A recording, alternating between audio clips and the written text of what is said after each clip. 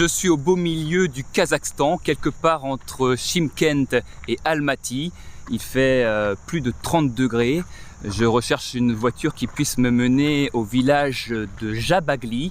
C'est la porte d'entrée pour visiter la réserve naturelle d'Aksu-Jabagli. Il n'y a pas beaucoup de passages. Aksu-Jabagli, l'un des paysages exceptionnels que je m'apprête à découvrir lors d'un été hors du commun. Pendant 2 mois, j'ai parcouru l'Asie centrale. Un périple de 10 000 km, de la steppe kazakh au désert d'Ouzbékistan, en passant par les lacs kirghizes. Je suis perdu quelque part sur la rive nord du lac Songkoul et les hautes montagnes du Pamir, au Tadjikistan.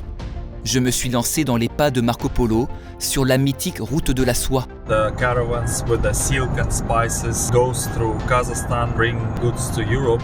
De la Chine à la Méditerranée, cet ancien réseau d'échanges commerciaux traversa les siècles et fit la grandeur de Boukhara et Samarcande. L'intérieur de la mosquée est finement décoré de bleu et d'or pour symboliser la prospérité de Samarcande.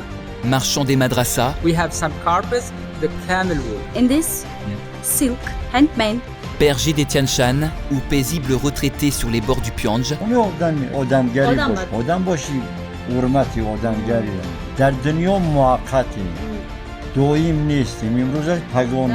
durant tout un été, je suis parti à la rencontre des peuples d'Asie centrale. France. À l'hospitalité inégalable, In Karakalpak tradition, the best part of the meat is given to the guest. You are our guest, so this is for you. et riches de leur culture. Wow, like a king. Toujours les entrées dans des forteresses, dans des citadelles, avant il avait une atmosphère de tyrannie pour effrayer les gens. C'est pourquoi à l'entrée il avait des prisons où on gardait les prisonniers politiques.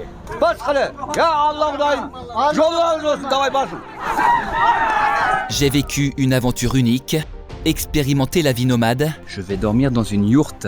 C'est une grande première pour moi. et fait un saut dans le passé, à l'époque du poète Rudaki, des seigneurs de Khiva, Alakli était un homme pressé et exigeant. Il fit exécuter l'architecte qui n'avait pas pu finir les travaux en 2 ans. et du joug de l'URSS. Le souvenir de Lénine est encore bien présent dans les pays d'Asie centrale. Le road trip fut mouvementé. Eh bien, mon périple ne pouvait pas plus mal démarrer. Alléluia! Enfin arrivé à Korog. Ça m'a bouleversé, j'avoue, ça m'a fait pleurer.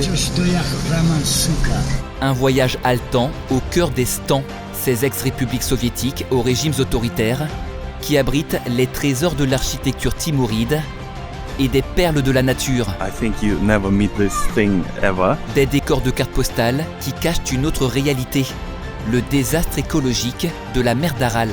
Je marche dans ce qui est devenu un désert de sable. Il y avait la mer avant ici.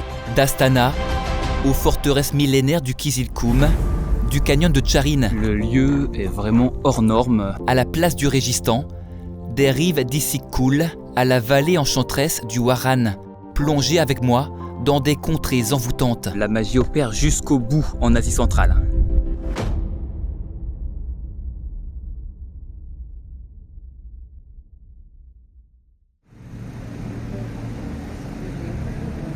Début juillet, tout commence ici, à Paris. Alors que l'été s'installe sur l'Europe, c'est le moment choisi pour quitter la France. La destination est inédite, le Kazakhstan. Mais ça ne se passe pas comme prévu. Eh bien, mon périple ne pouvait pas plus mal démarrer. J'ai manqué ma correspondance à Tbilissi pour me rendre à Astana. La faute à un avion qui est parti avec plus d'1h30 de retard depuis Paris. Résultat, je suis coincé à Tbilissi. Je vais devoir trouver un autre moyen pour me rendre à Astana. Ce sont les joies du voyage. Eh bien, c'est le bordel. Pas de vol direct pour Astana avant 3 jours. Il y a bien des vols indirects, mais le voyage dure plus de 20 heures. Donc j'ai décidé de rester à Tbilissi et je vais visiter la capitale géorgienne pendant 3 jours. Je suis actuellement dans un taxi qui me mène à un petit hôtel pour la nuit.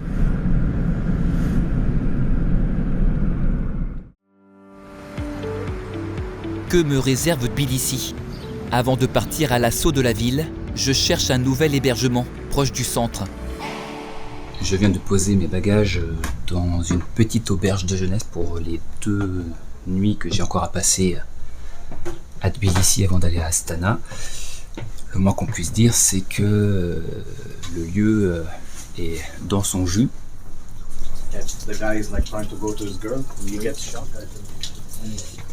La cuisine, très moderne. Et ici on a la douche. Un vrai palace.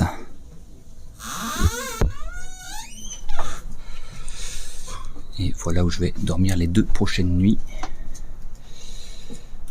Et je vous présente Maya, la gardienne des lieux. Bonjour, ça va? I send love from Georgia to Paris. Maya est une amoureuse de la France, et notamment de vieux films français. Elle a suivi les émeutes qui ont embrasé plusieurs villes de l'Hexagone après la mort d'un adolescent franco-algérien tué par la police à Nanterre fin juin. Paris is have second revolution, but I don't know who is Marat and I don't know who is Lafayette. Maybe Marat is Marie Le Pen. Maybe. Robespierre. Yeah, Robespierre, yeah. So do you know the French history? Yeah, I know very good French story.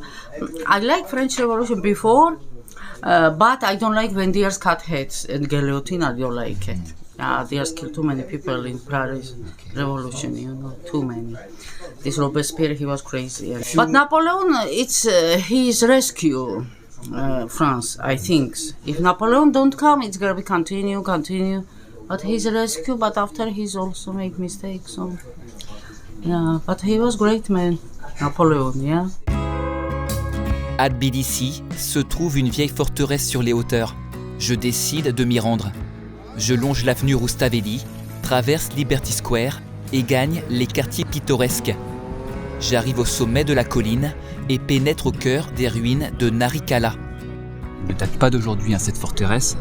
Elle a été érigée au IVe siècle. De ses remparts, la citadelle de Narikala domine la vieille ville et la Koura, le fleuve qui arrose Tbilissi. Nigel, un touriste britannique, est ravi. And the view here is spectacular. It's just such a beautiful setting, the place where it's situated. Sur la colline de Sololaki, tout est fait pour attirer le touriste.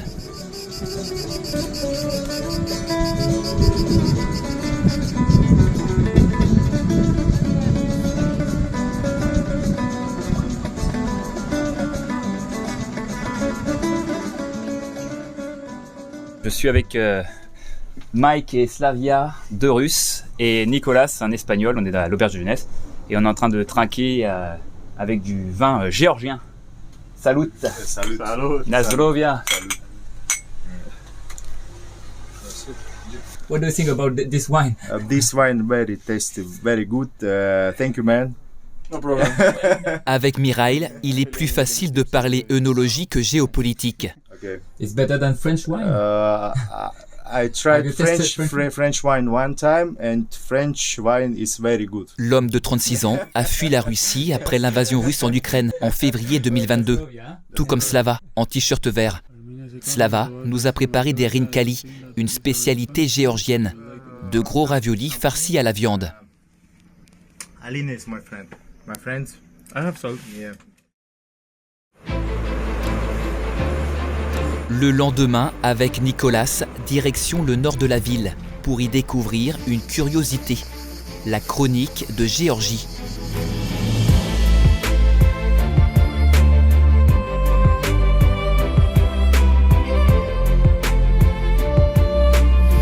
What is your feeling in front of this monument?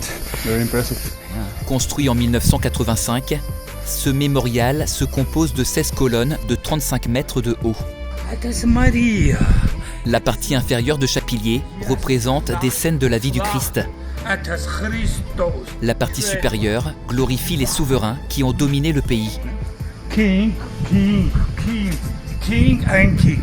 At the queen Tamar, at his Parnavas, at his first king. King is Vakhtang Gorgasal. Ce monarque régna au 5e siècle et serait le fondateur de Tbilissi. That was bronze. Yes, bronze.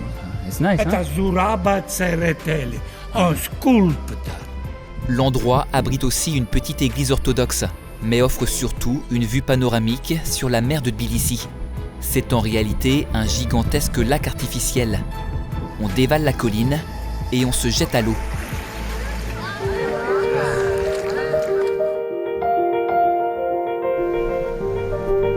Retour dans le centre de la capitale.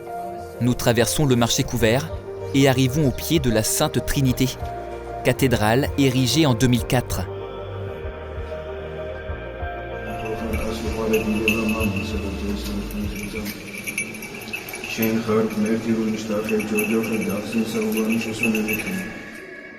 Au sous-sol de la cathédrale, je viens de tomber sur un centre d'aide aux réfugiés ukrainiens. On va aller à l'intérieur. So this is our receptionist, Alessia. Dans le centre, je suis accueilli par Lisa, une Russe originaire de Saint-Pétersbourg.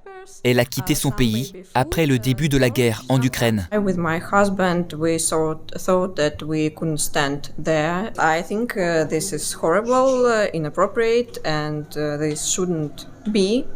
So maybe some way I feel guilty, and I feel like I need to do something with it. So I came to volunteer center to help somehow. This is our toy corner, and kids could play and take away some toys that they like. We have a little box with buttons. Oh. Yeah. Very important, yeah. Why not? Yeah, of course. Men's clothes, women's clothes, a lot of summer clothes, t-shirts, you know. I'm a bit proud of it. Of course. You can be proud. Yeah. Thank you. We're trying to do our best. Nice. Yeah, I'm sure. Skirts and trousers everywhere, even home clothes, pajamas. This is teenagers' place from 6 and upper age. Everything is donation from Georgian people? From Georgian people, from Russians, Ukrainians, some Europeans. Very nice. We even have some party dresses. Yeah, I would like to show you my favorite part. Okay. For little ones. Oh, very nice. Up to 2 years. 2 years, okay. Yes, we have a lot of this kind of clothes and we could sort them. Tant qu'il y aura des gens dévoués comme Lisa, l'espoir est permis. L'imprévu a du bon. Tbilissi n'était pas coché sur ma carte, mais cette ville du Caucase a su me séduire. Dernière trouvaille en remontant l'avenue Roustaveli, le musée national. Le lieu raconte notamment la répression sous l'occupation soviétique et la résistance géorgienne.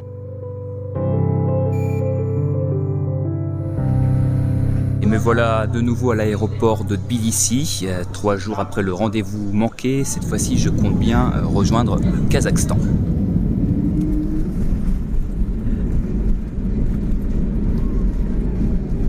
Il est 4h45 du matin, mon avion vient tout juste d'atterrir à Astana. Ça y est, j'ai mis un pied en Asie centrale. Je suis avec Jora qui est mon taxi pour le centre-ville d'Astana et il est fan d'acteurs français. Gérard Depardieu, Sophie Marceau et Louis de Funès. Il connaît les meilleurs. Perdu dans la steppe du Nord, Astana est un trait d'union entre deux mondes, l'Orient et l'Occident. Un paysage urbain façonné par les gratte-ciel à l'architecture futuriste, les édifices de l'ère soviétique et les coupoles. Nour Astana est la plus grande mosquée d'Asie centrale, construite dans les années 2000. Les 40 mètres de son dôme symbolisent l'âge auquel le prophète Mahomet reçut la révélation d'Allah. Le dôme est entouré de 4 minarets de 63 mètres chacun, faisant référence à l'âge de la mort du prophète. Le Kazakhstan est une république laïque dans laquelle 70% de la population est musulmane. L'islam arrive largement en tête des religions, devant le christianisme et ses 26%.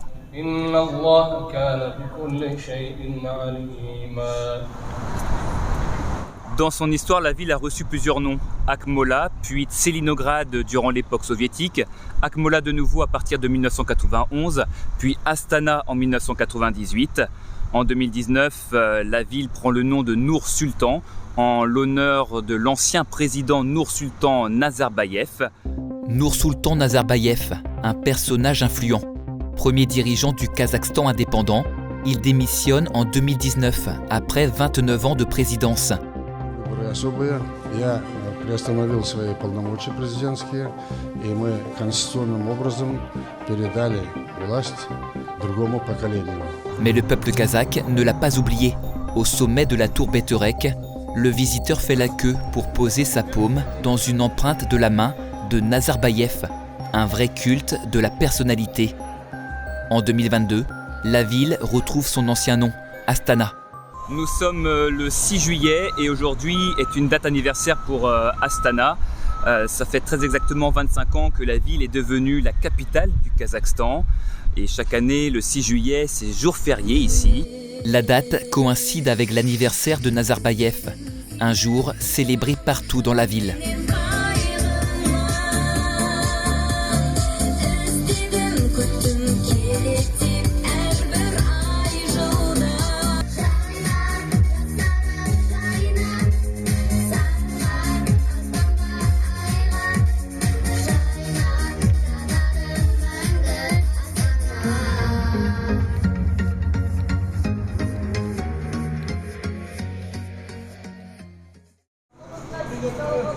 Je prends le bus aujourd'hui, je quitte Astana, direction le sud du pays, je me rends à Chimkent. Ça va être un long trajet. 24 heures de route précisément. Le bus fend la steppe et après avoir roulé toute la nuit, on se rapproche de Chimkent. Mais je modifie mes plans au dernier moment. Changement de programme, j'ai demandé au chauffeur de bus de me laisser sur le bord de la route. On n'est pourtant qu'à 70 km de Chimkent, mais j'ai décidé de rejoindre Jabagli. C'est le village à l'entrée de la réserve naturelle d'Aksu-Jabagli. Mon objectif, c'est de réaliser un petit trek dans les montagnes. Mais le village est encore à une dizaine de kilomètres. Je tente le stop et monte à bord de ce camion de chantier qui me rapproche de ma cible. Thank you so much. Thank you. Bye bye. La solidarité se met en place. I go to Jabagli. Le chauffeur arrête un autre camion et j'arrive finalement à Jabagli.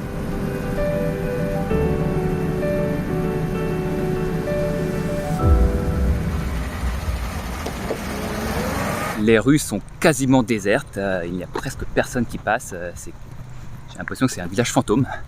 De temps en temps, il y a quelques voitures qui passent et qui me klaxonnent. Situé entre steppe et montagne, Jabagli est un village paisible d'à peine 1500 âmes.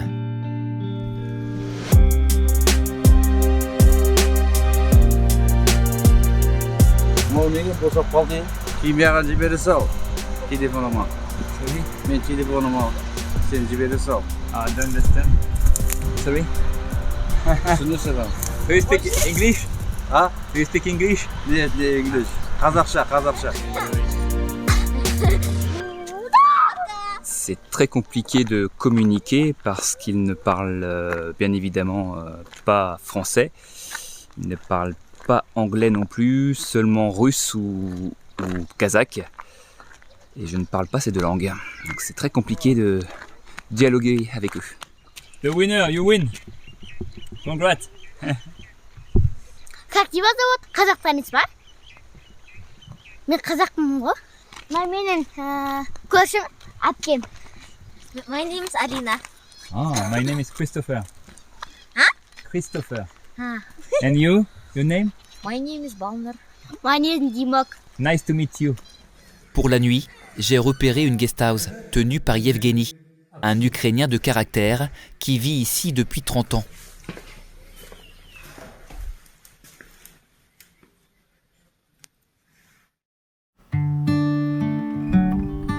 Aujourd'hui, 12 km de randonnée dans la montagne. Le parc d'Aksu-Jabagli a une réglementation stricte. Le nombre de visiteurs est restreint et nous sommes obligatoirement accompagnés d'un guide. Ces 1300 km² de vallées, de rivières et de sommets enneigés forment la plus ancienne réserve naturelle du pays. Il est bientôt 1h du matin et je me prépare à aller à la gare. Je vais passer la nuit dans le train en direction Almaty.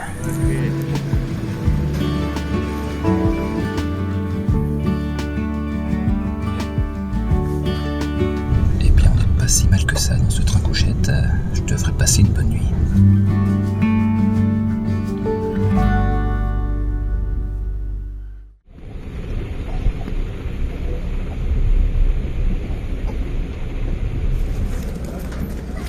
Bien arrivé à destination, Almaty, c'est l'ancienne capitale du Kazakhstan avant que celle-ci ne soit transférée à Astana en 1998. Malgré tout, Almaty reste le centre économique, social et culturel du pays. Joyau de la ville, la cathédrale Dzenkov aux couleurs acidulées est l'un des rares bâtiments tsaristes subsistants à Almaty. Elle est en bois et assemblée sans aucun clou. Plus loin, l'Opéra Abay, édifié du temps de l'URSS.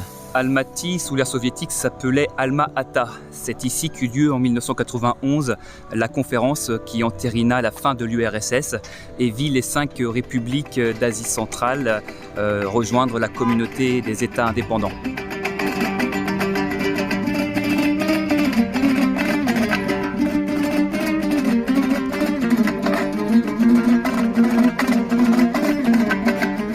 Désormais, fini la rigueur soviétique. La jeunesse kazakh vibre au son de la dombra, l'instrument traditionnel, et fait la fête le soir dans les bars.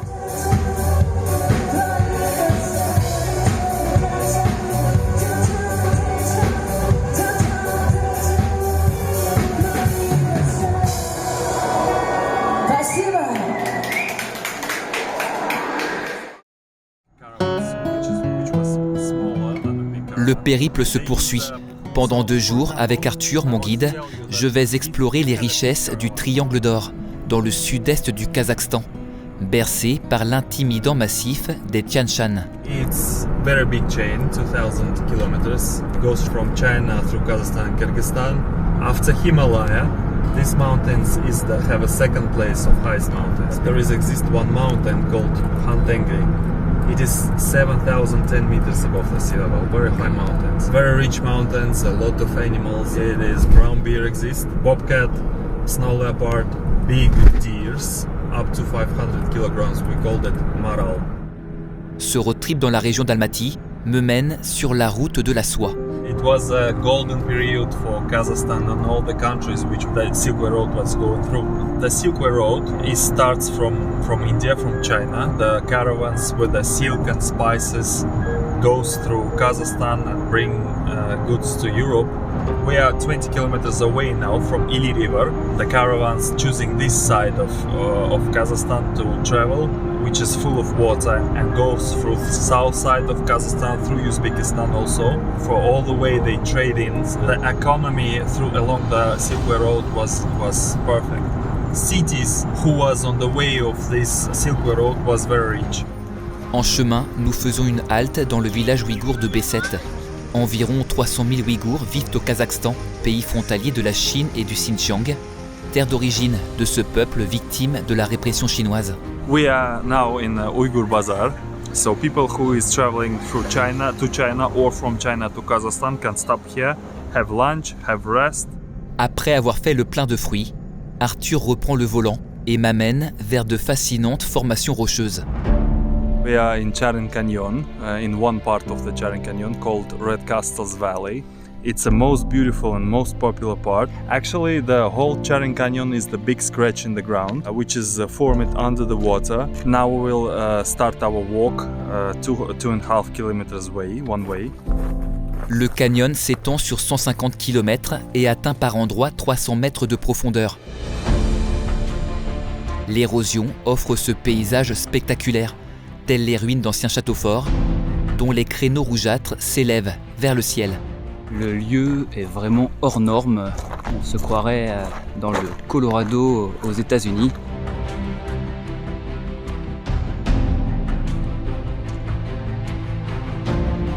Et au milieu de ce décor aride, surgit de nulle part une végétation foisonnante. Baignée par la rivière Tcharin, magie de la nature.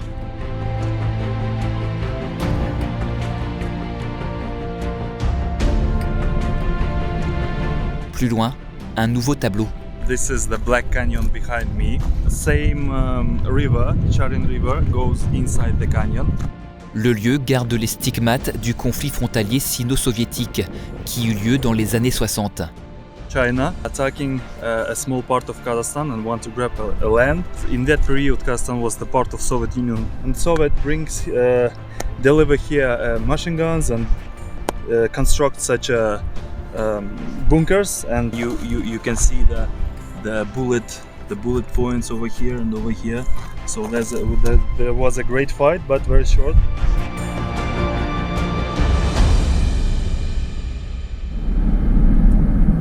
Nous filons plus au sud.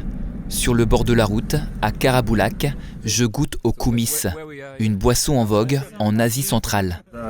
Very, very, very good guy, my friend of mine, selling the horse milk. It's fermented horse milk. You can keep it, so it's little bit alcohol because it's fermented. Arthur est aux anges. Il repart avec plusieurs bouteilles de sa boisson favorite. Pour ma part, je ne peux pas dire que j'en raffole. Les kilomètres défilent jusqu'au village de Sati.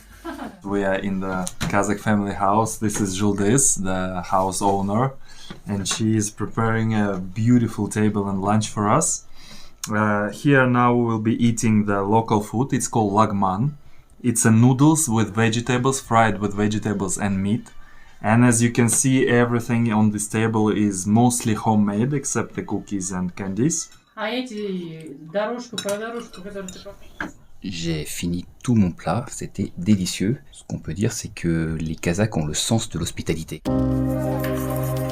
Dans l'après-midi, direction le joyau du nord de Tian. Un ensemble de 3 lacs d'un bleu intense, serrés entre les contreforts escarpés recouverts d'épicéas. We are in National Park Kolsai Lakes. Behind me is a beautiful and gorgeous lake, Kolsai 1. Je suis face à une nature assez exceptionnelle, une vraie claque, le Kazakhstan. It's always impressing me because it is so unique, it is so wild, untouched at all. An open space, no urban pressure, you can really have a rest, the mind rest, the physical rest.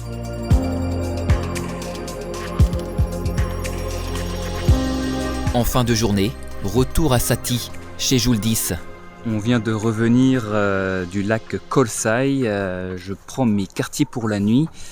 Je vais dormir dans une yourte. C'est une grande première pour moi. J'enlève mes chaussures avant de rentrer dedans.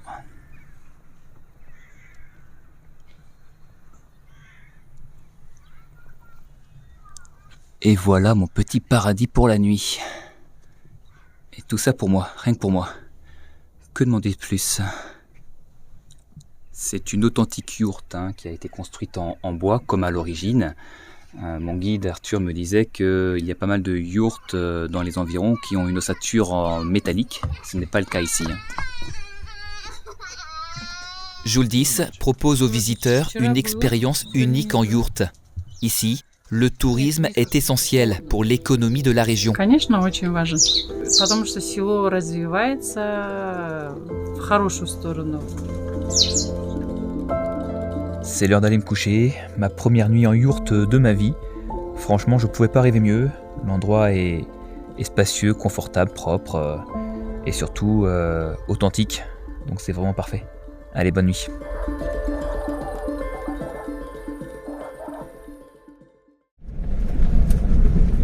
Le lendemain matin, nous quittons le village. Nous empruntons une route cabossée et rocailleuse avant de traverser une forêt de bouleaux pour rejoindre le lac Kendi. Kain from Kazakh, it's translating a birch tree. The name of the lake was given Kaindi Lake. Because of this valley that we're driving now, there is so much birches. Il est à peine 9h du matin. Il fait déjà très très chaud, pas loin des 30 degrés. On longe un chemin de terre qui nous mène au lac. Après 3 km de marche, au milieu d'une nature luxuriante, le lac apparaît, d'une beauté sans pareille.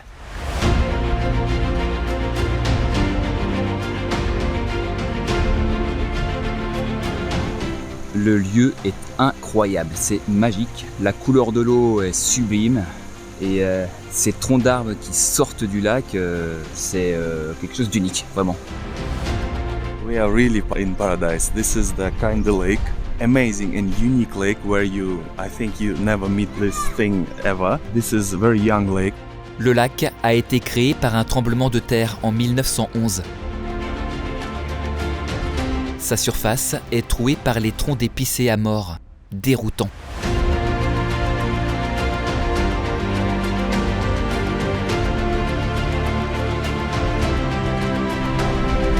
À présent, je m'avance vers la frontière kirghize, non sans un stop chez l'ami d'Arthur, le producteur de koumis. Il me montre comment il obtient ce lait de jument fermenté, remède efficace contre les problèmes de transit.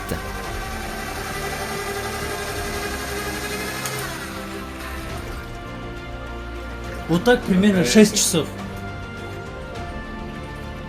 Нет, наоборот, надо...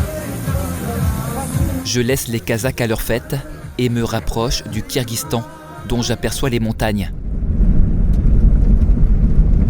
J'arrive au poste frontière, accueilli par les soldats. Je viens de passer la frontière entre le Kazakhstan et le Kyrgyzstan. Je suis donc au Kyrgyzstan. La frontière est juste derrière moi. J'ai pas le droit de filmer, donc je fais discrètement. Maintenant, je cherche un chauffeur qui puisse m'amener à Karakol. Une famille accepte de me conduire à Karakol. Une centaine de kilomètres et 2 heures de trajet sur des routes de fortune. Dans la voiture, je suis étonné de voir les 2 fillettes, sans ceinture, se balader comme bon leur semble. Niveau sécurité, ce n'est pas tout à fait ça. Armat. J'arrive à destination et trouve un petit hôtel pour passer ma première nuit au Kyrgyzstan.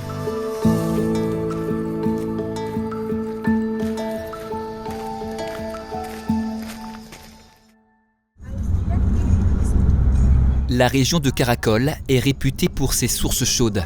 Aujourd'hui, je me rends dans la vallée d'Aksou pour prendre un peu de bon temps dans les bassins. Et pour me rendre à Aksou, je suis monté à bord d'une marshrutka. C'est un taxi collectif dans les pays de l'ex-Union soviétique. La marshrutka vient de me laisser à la sortie du village d'Aksou, au pied des montagnes. Désormais, je vais me lancer à la recherche de ces fameuses sources d'eau chaude. Salam. Salam. Что? The hot spring. Kurort. Kurort.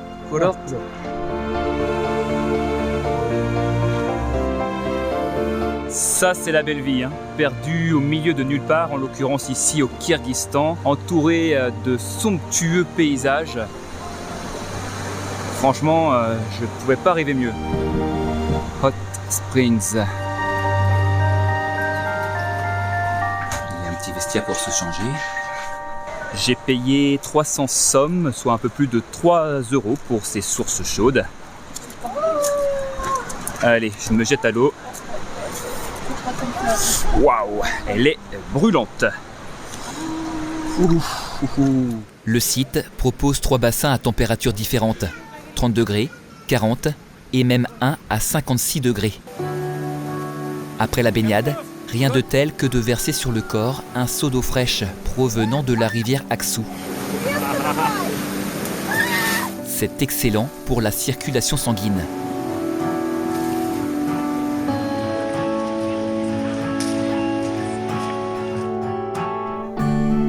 Ce matin, je quitte mon petit hôtel familial à Karakol. Je vais me rapprocher du lac Issyk-Kul et me rendre à Jeti Oghuz.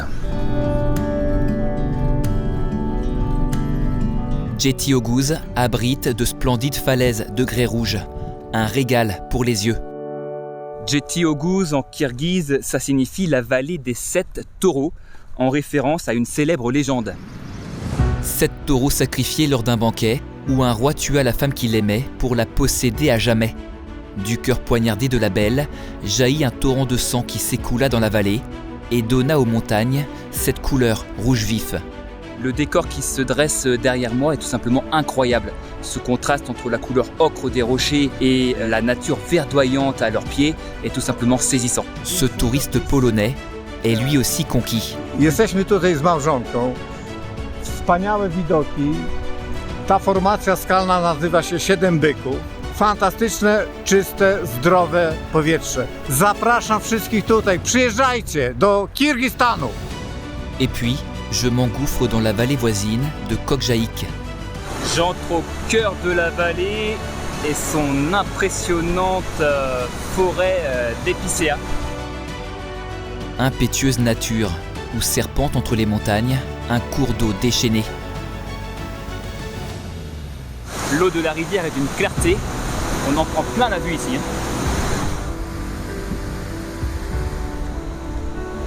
Ah, je viens de trouver une petite source d'eau. On va pouvoir goûter cette eau.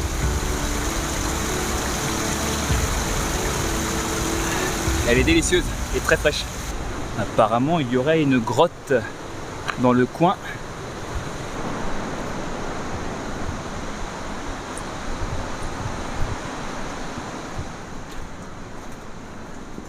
Ok. Ça mène à nulle part. Ça fait du bien d'être à l'intérieur, car ici au moins, on est au frais. Allez, je ne m'éternise pas ici. Elle me barre le passage. Je poursuis ma randonnée dans la vallée, quand je croise Abdulrahman. J'ai le ventre vide, et il m'a préparé un bon petit plat. Ahmad. Une sorte de lentilles, avec des pommes de terre et des carottes. Abdulrahman me sert également du thé, qui accompagne tous les repas en Asie centrale. Le samovar est une bouilloire russe à 2 étages, utilisée pour la préparation du thé. Hot water. Na zdrowie. Rassasié, je reprends le chemin du Djelou, le pâturage d'été.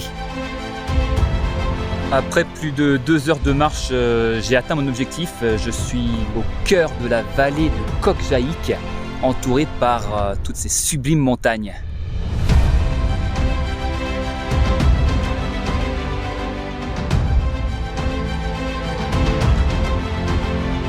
Il est déjà temps de quitter la vallée des fleurs, surnommée ainsi car elle est tapissée de coquelicots en mai. Je rejoins un camp pour la nuit, au pied des 7 taureaux, cette terre de contes et légendes qui m'a ensorcelé.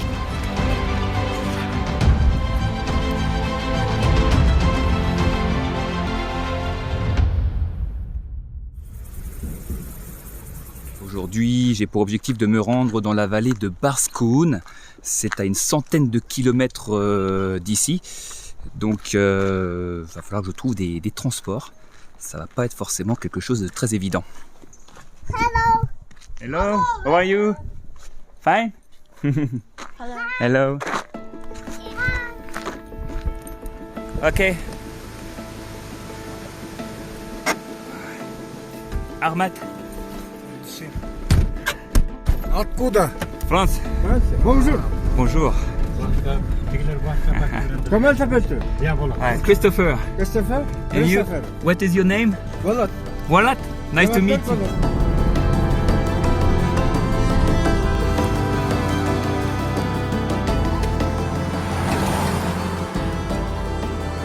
Ça marche pas à tous les coups le stop.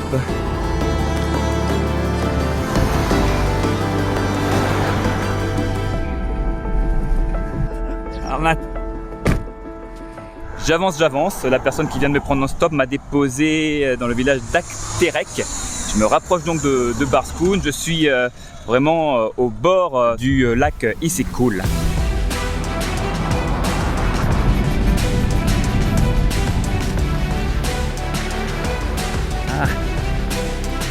Ahmad, go to Barskoun.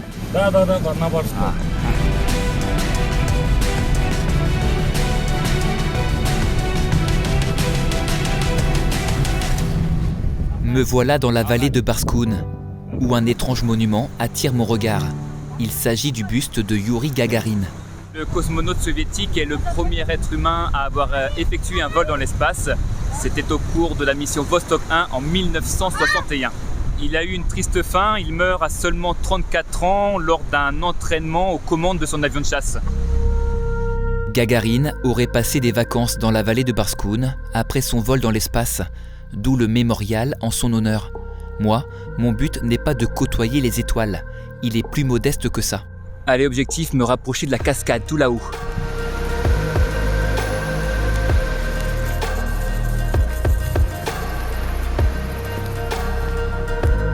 La pente est ardue, ça casse les pattes.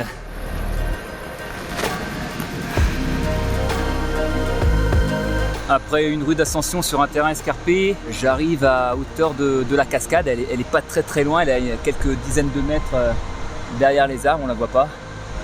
De là-haut, la vue est imprenable sur la vallée. Je redescends dans la prairie, avec sa rivière pittoresque, cernée par les hautes montagnes. J'ai rien réservé pour la nuit, je vais essayer de trouver un petit coin pour planter ma tente. Je vais voir si je peux mettre ma tente à côté de cette yourte là.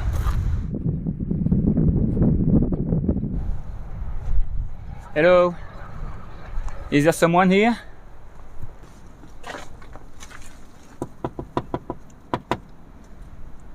Bon, il y a l'air d'avoir personne. Et pourtant un chien ici.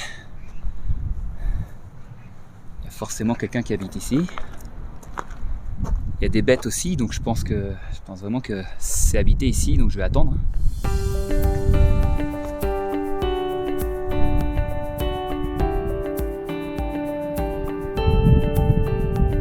Bon, j'ai pas encore rencontré les propriétaires des lieux, mais au moins j'ai sympathisé avec leurs chiens. Lorsqu'enfin, une voiture arrive. Salam. Salam. Françoise. Françoise? Françoise. Do you speak English? No. No. I have a tent. Ah. I have a tent in my backpack. Possible here? Yeah. Je suis avec Rinat. Il a accepté que je plante ma tente juste à côté de son habitation. Ahmad, Rinat. Ahmad. Thank you. Okay. C'est l'occasion de partager un moment de complicité avec cette famille de bergers. I have a present for you. It's from my country. For your. Saberotat. It's for you. Eiffel Tower, Paris. Спасибо. Спасибо. What is your name? Nurislam. Nurislam et Rayana. Et Rayana. Sana pachuan. Oh. 1, 2, 3, 4, 5, 6, 7, 8, 9, 10. My Wow. My name is Ryan. My name is Rayana. Rayana. Oh, congratulations. Ce soir, Rinat a fait appel à des amis pour attraper quelques veaux qui vont être vendus.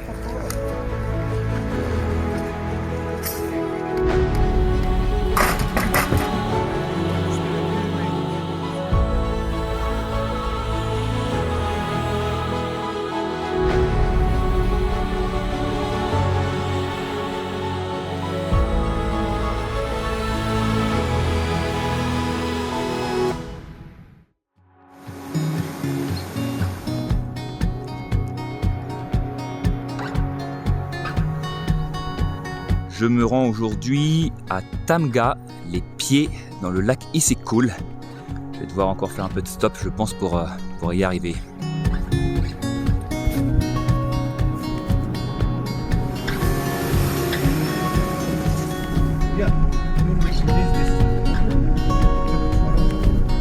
Shortpo. Je suis arrivé à Tamga, je viens de me poser dans un petit restaurant pour déjeuner, ça fait près de 24 heures que je n'ai rien mangé.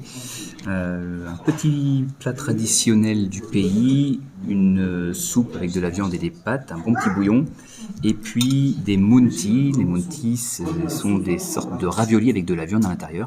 C'est vraiment le plat phare du pays. Après avoir repris des forces, je me dirige vers le lac Issyk-Kul. Sur une plage, affluent les familles kirghizes en ce milieu d'été. Issyk-Kul est le plus grand lac d'Asie centrale. Il s'étend sur 170 km de long et 70 km de large.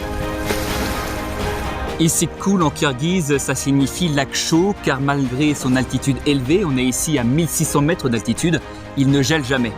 Bordé par les neiges éternelles du Terski à Latou, le lac était jadis une étape incontournable des caravanes de la soie qui rejoignaient l'ouest. Changement d'ambiance aujourd'hui, le temps n'est pas de la partie. Je vis mes premiers jours de pluie depuis le début de mon aventure. C'est dommage parce qu'aujourd'hui, pourtant, je dois me rendre dans un lieu de conte de fées, paraît-il. Bon, ce sera un conte de fées sous la pluie. Au programme, la visite du canyon de Skaska.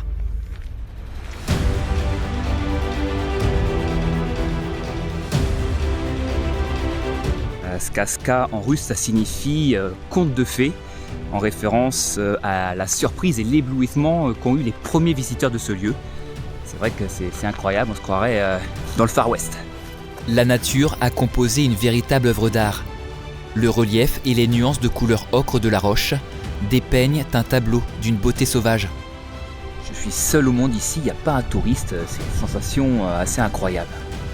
Je savoure le spectacle, tandis qu'au loin, le lac Issyk-Kul veille, en authentique maître des lieux.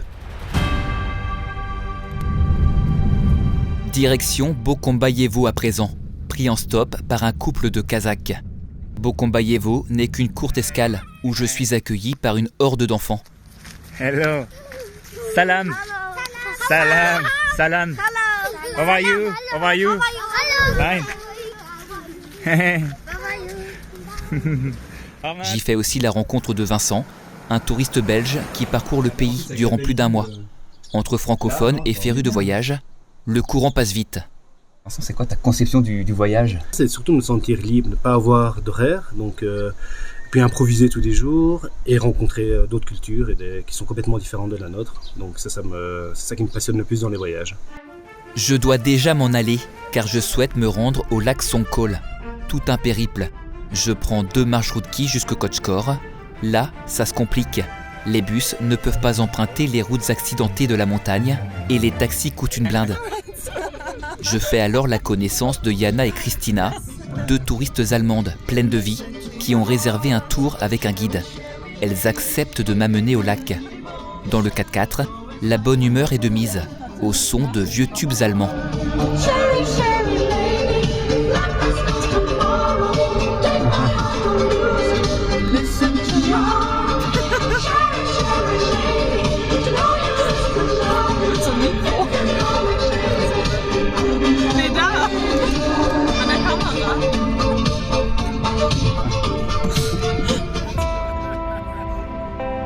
Sur les hauts plateaux, divine rencontre avec un troupeau de yaks. Ces bêtes à longue toison sont des forces de la nature. Et puis, j'aperçois enfin l'intrigant lac Songkhol. Gelé la moitié de l'année, le lac n'est accessible que de juin à septembre. Ici, je vais m'immerger dans le mode de vie des nomades et passer 2 nuits en yourte. Les 2 sœurs qui tiennent ensemble le camp, Oghul et Saltan. Ok. Saltan make food. Ok, c'est la cuisinière. Oghul m'invite à prendre place dans la yourte principale, sublimement décorée. Les shirdaks, ces tapis traditionnels en feutre, sont magnifiquement brodés. On me sert une tasse de thé, mais également du kumis, le fameux lait de jument fermenté. Très très acide. What is it? Kalpak. Le kalpak, c'est le chapeau kirghize en feutre blanc ayant la forme d'un sommet de montagne. Il est porté par les hommes dès l'âge de 6 ans. It's good? Mm-hmm. Ok. Perfect.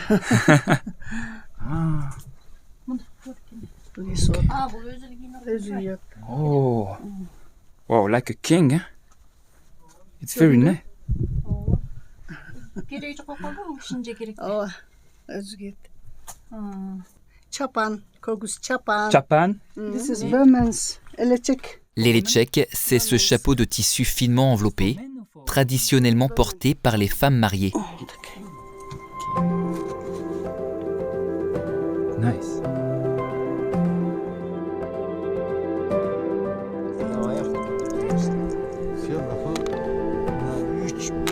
Ici, il y a plus de vaches que d'humains. Je vais pouvoir entamer une retraite spirituelle ici. Je suis perdu quelque part sur la rive nord du lac Songkhul, à plus de 3000 mètres d'altitude.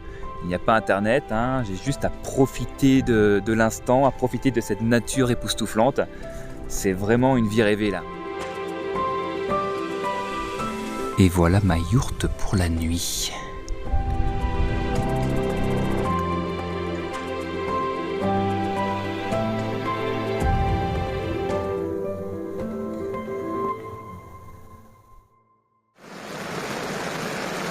Il fait un temps à pas sortir un yak dehors. Je reste couvert dans ma yourte. Ce matin, le ciel est menaçant, mais je sors finalement de ma tanière. Je me lance dans une randonnée de 16 km sur les rives du lac. Songkhul est un bijou au cœur des Tian Shan, les monts célestes. Dans ces vastes plaines entourées de montagnes, le temps semble figé. Le dépaysement est total. À 3000 mètres d'altitude, l'oxygène se fait plus rare, la respiration est tout de suite plus difficile. Sur mon chemin, pas d'humain à l'horizon, mais ces chevaux qui broutent l'herbe fraîche de la prairie. Et puis, au loin, j'aperçois une tour de pierre érigée au beau milieu de la steppe. Elle m'intrigue. Il s'agit du mausolée d'un combattant kirghize ayant repoussé une invasion kazakh au XIXe siècle. À sa mort en 1907, le corps du héros national a été enterré dans ce monument.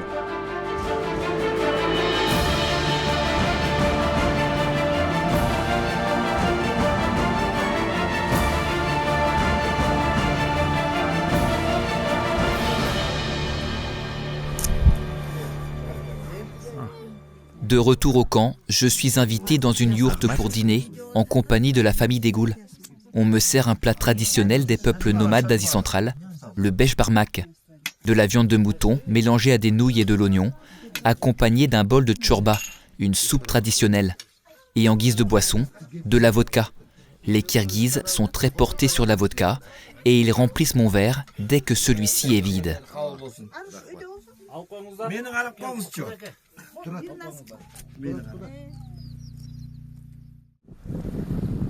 Mon objectif désormais est de rejoindre le Pamir au Tadjikistan.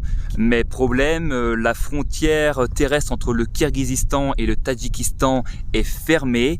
La région est le théâtre de combats réguliers. En cause, près de la moitié des 970 km de frontières communes est contestée depuis la dislocation de l'URSS, sur fond de tension pour l'accès aux ressources et notamment à l'eau. Je quitte mon havre de paix à Songkhul pour me rendre à Bishkek. Avant de prendre l'avion pour Douchanbé au Tadjikistan, je visite la capitale kirghize, un brin nostalgique de la grande URSS. Le souvenir de Lénine est encore bien présent dans les pays d'Asie centrale. Ici, les bâtiments staliniens dominent le paysage et une flamme éternelle rappelle le triomphe de l'armée rouge face au nazisme durant la Grande Guerre patriotique.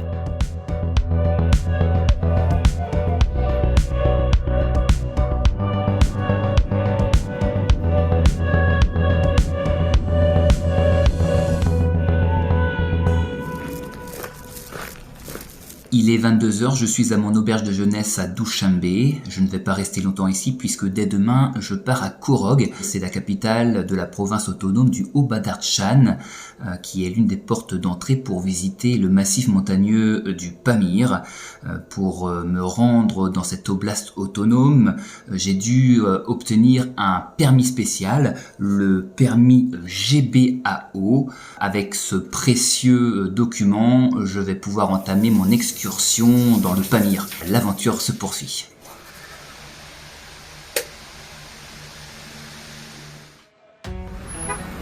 Finalement, je suis bloqué une journée à Douchanbé, car tous les taxis pour Korog sont complets aujourd'hui. J'en profite pour découvrir la capitale tadjike, où le président du pays, Emomali Rahmon, s'affiche en grand un peu partout, histoire de rappeler qui est le boss depuis plus de 30 ans. Après l'effondrement de l'URSS, la ville fut secouée par la guerre civile. Ces dernières années, Douchanbé s'est transformée. D'imposants édifices sont sortis de terre comme le Palais Navrouz, ou encore la Bibliothèque nationale avec ses 9 étages. Douchambé célèbre aussi les icônes du pays, comme le poète Roudaki. Le fondateur de la littérature persane classique a sa statue au centre d'un parc portant son nom. Sur la place de l'Amitié, c'est Ismaël Samani qui est mis à l'honneur, un émir perse de la dynastie des Samanides, considéré comme les pères de la nation tadjike.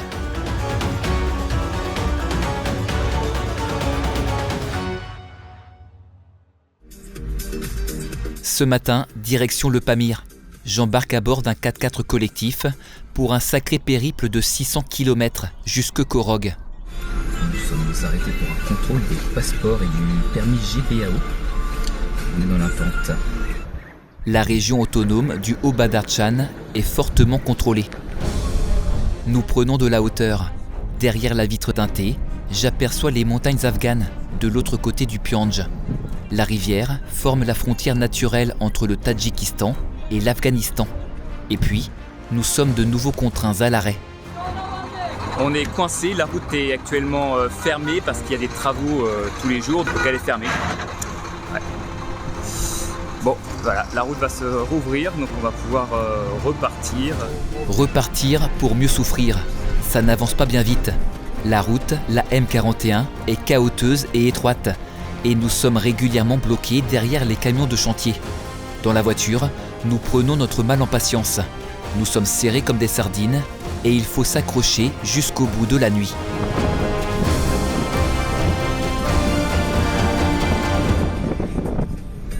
Alléluia, enfin arrivé à Korog. Il est minuit 50, on roulait depuis 8 heures ce matin. Un trajet interminable sur des routes minables. Vraiment, le Pamir, ça se mérite. La M41, c'est une route de l'extrême, une route de l'enfer. J'ai jamais emprunté une telle route de toute ma vie et pourtant j'ai emprunté des routes compliquées, notamment pour me rendre au Machu Picchu, au Pérou. Mais là, ça dépasse l'entendement. On est trimballé dans la voiture, ça saute de partout.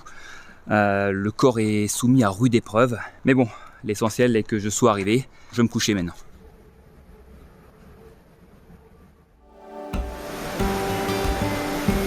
Niché à 2200 mètres d'altitude, Korog, avec ses 30 000 habitants, est la seule vraie ville du Pamir. J'y découvre un petit marché sans grand intérêt. Il n'y a pas grand chose de local ici, hein. Ça vient beaucoup de Chine. Je teste aussi la street food. What is it, the name? C'est pas mauvais. Et je fais un tour chez le boucher du coin, expert de la découpe.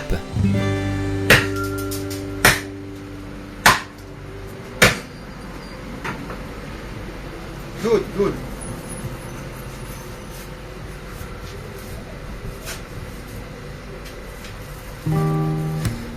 Very nice.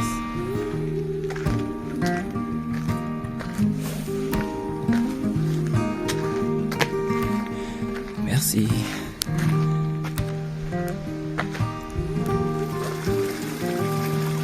Cette nuit, je vais dormir chez l'habitant avant d'entamer mon périple dans le Pamir. Mon hôte, c'est lui, Karam Kudo, occupé à faire de la confiture d'abricots, des réserves pour l'hiver. Le patriarche me fait visiter son jardin d'Éden.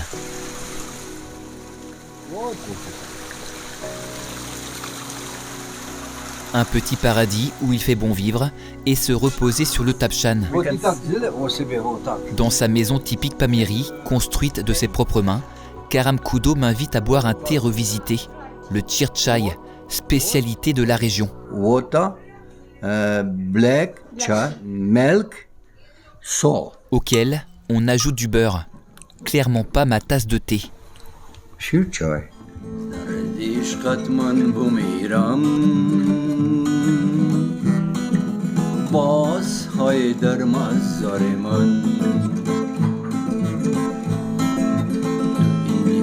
من ای به وفا بیا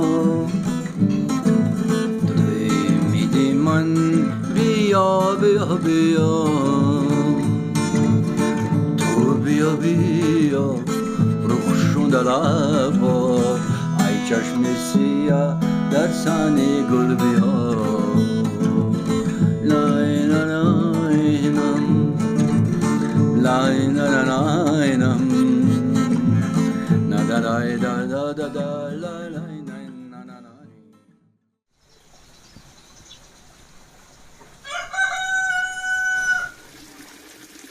Aujourd'hui, j'entame mon histoire avec les montagnes du Pamir. Lui, c'est mon chauffeur pour ces 5 jours d'excursion. Et lui, c'est Thomas, un Français rencontré à Douchambé qui voyage avec sa copine. Ils n'ont pas trouvé de chauffeur pour le Pamir. Je leur ai alors proposé de m'accompagner. Dès les premiers kilomètres, nous sommes charmés et notre regard se tourne vers l'Afghanistan, de l'autre côté du Pyandj, ce pays de tous les fantasmes, si proche et pourtant si loin à la fois. C'est complètement fou de se dire qu'à 30 mètres, là on est dans ce pays qui nous semble inaccessible depuis la France, lointain, hostile, et dont là on voit le quotidien à travers un enfant qui court, des bergers qui sont en train de mener leur troupeau, et puis le feu de cheminée qui s'élève et qui nous parle d'une vie là à quelques centimètres presque. C'est absolument incroyable. Le Pamir nous réserve encore des surprises. On avale les kilomètres avant de se poser sur le tadchan d'une chayrona pour déjeuner. Oh, on fait un petit repas à la tadjik là du coup là. Avec ce qu'ils avaient. C'est-à-dire on est arrivé, ils nous ont dit on n'a plus rien. On a dit donnez-nous ce rien. Et le rien est finalement sympa. Avec Thomas, on a un objectif, fouler le sol de l'Afghanistan. Mais le Pyandj est un obstacle infranchissable. Ici à Eshkashim, il y a bien un passage qui permettait aux Tadjiks de se rendre dans le bazar afghan.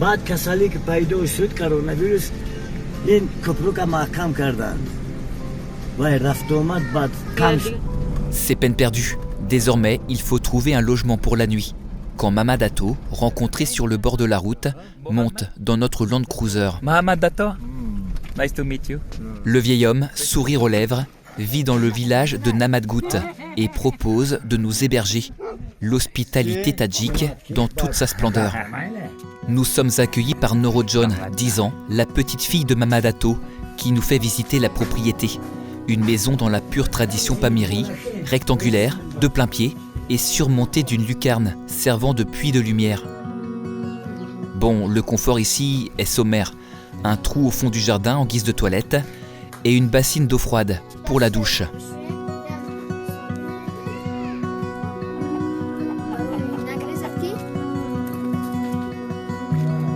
Et puis, nous rencontrons Marjan, l'épouse de Mahamad Atto, en plein fauchage. Ici, ce sont les femmes qui travaillent dans les champs.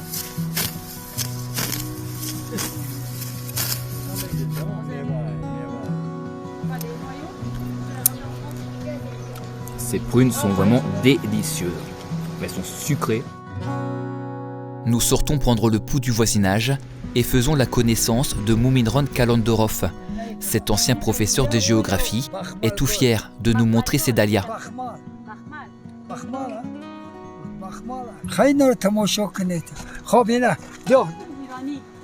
Le retraité jardinier nous invite chez lui pour parcourir sa serre. L'accueil à la Tadjik.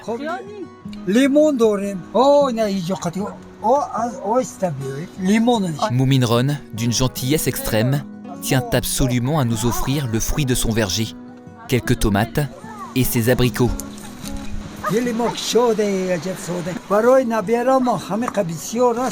Ces gens n'ont pas grand-chose et pourtant, ils donnent tout. Bye bye. De retour chez Mahamad Atto, Marjan nous a concocté un repas bien local. Nous sommes reçus comme des rois et nos hôtes sont aux petits soins avec nous. Une tradition de l'accueil qui trouve son origine dans la route de la soie.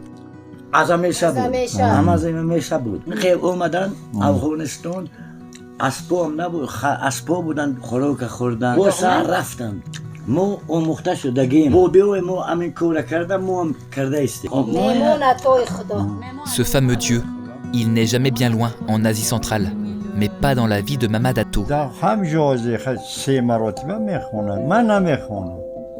فرق چیه؟ خیلی نموش فقط آدمگری باشد یک اما طالبان اما نماز میبینی میخونه با جنجال اما ناخشمه نماز میخوند با جنگ میکند یا اگه کاری بد میکند اگه نه باید که فرق نیست نماز خونه نخونه آدمگری باش آدم باشی حرمتی آدمگری در دنیا موقتی دائم نیستیم امروز پگان نیستیم.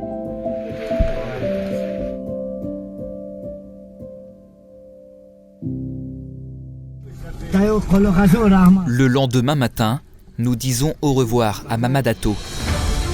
Pendant 2 jours, nous allons longer le corridor du Waran. La route de la soie a aussi façonné les paysages d'Asie centrale. Au perché dans la montagne, à 2700 mètres, des fortifications en ruine suscitent notre curiosité. Le fort de Yatchoum a été construit au IIIe siècle.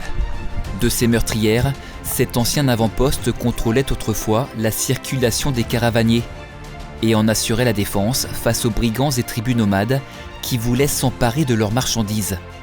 Le fort a ainsi joué un rôle clé sur la route de la soie, menant du Pamir à la Bactriane, l'Inde ou l'Iran.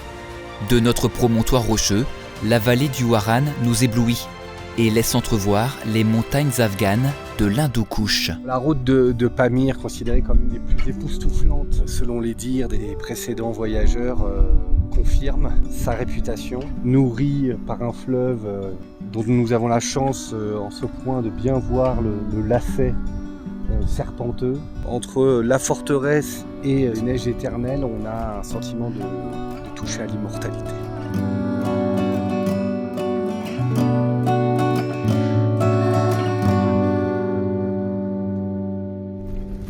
À présent, notre route s'éloigne du Pyandj et du décor minéral de l'Afghanistan. Nous entamons une longue ascension à travers le haut plateau du Pamir, en suivant la rivière du même nom.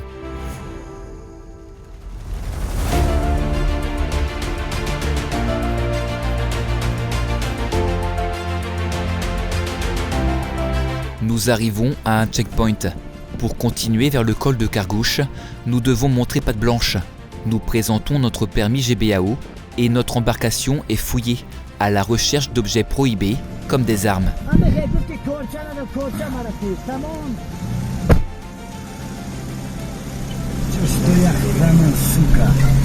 News entre alors dans une colère noire.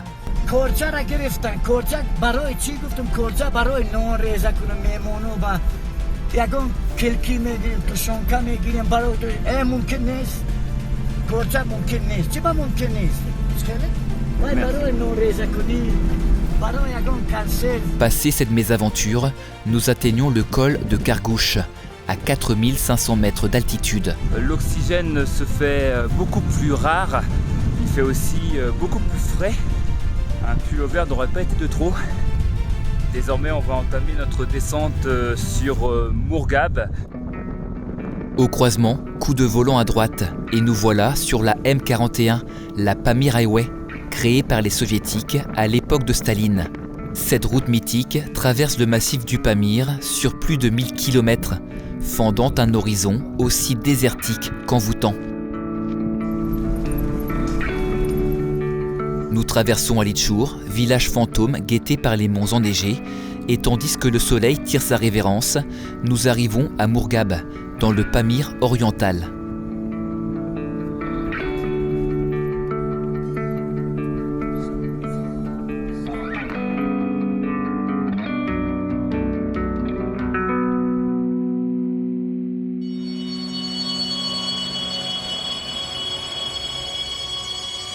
Quatrième jour, nous avons passé la nuit à Mourghab, une étrange bourgade de 10 000 habitants, sans âme et aux allures de bout du monde. Pour trouver un semblant de vie, nous nous rendons au bazar. Le marché est atypique, les échoppes sont aménagées dans des conteneurs rouillés et tenues par des Kirghizes, reconnaissables à leur kalpak, le chapeau en feutre blanc. La frontière avec le Kirghizistan n'est pas très loin.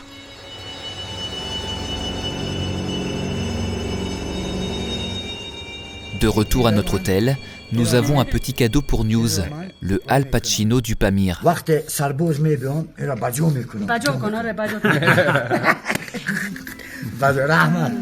Le voyage, sans tomber dans les clichés, ont toujours des moments un peu de grâce comme ça. Notre guide adorable, complètement énervé, mais aussi désappointé hier après le vol de couteaux. On s'est dit tous les trois qu'on avait envie de lui en offrir un, qu'on a trouvé au marché de Mourghab. C'est pas grand chose en fait pour nous et on est vraiment dans la culture tadjik du don qui l'emporte surtout et lui qui est comme ça un chauffeur intrépide qui toute sa vie parcourt les routes les plus sinueuses du pays, s'est retrouvé submergé par l'émotion, à nous remercier comme si on lui avait offert une villa et l'émotion passe de l'un à l'autre et moi ça m'a bouleversé, j'avoue, ça m'a fait pleurer quand il a dit je vais graver vos 3 noms.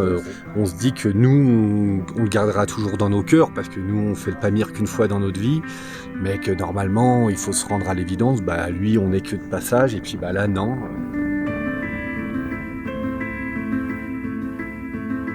Nous entamons désormais notre retour vers Korog, mais le Pamir n'a pas encore livré tous ses secrets. Nous quittons la M41 pour une piste de terre jusqu'au lac de Bulunkoul, un miroir reflétant les couleurs du ciel et les veines de la crête, véritable enchantement.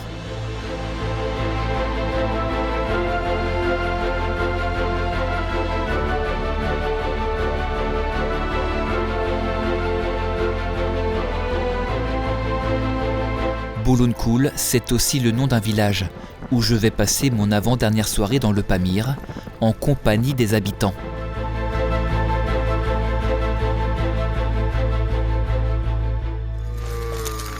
Je suis avec Zafa, un enfant du village de Bulunkoul. Bulunkoul. Salam alaikum. Salam alaikum. Zafa est venu vers moi parce qu'il était intrigué par mon drone. Il n'avait jamais vu de drone voler, j'imagine. Il était tout surpris. Pendant que les garçons tapent dans la balle, les fillettes improvisent un concert privé.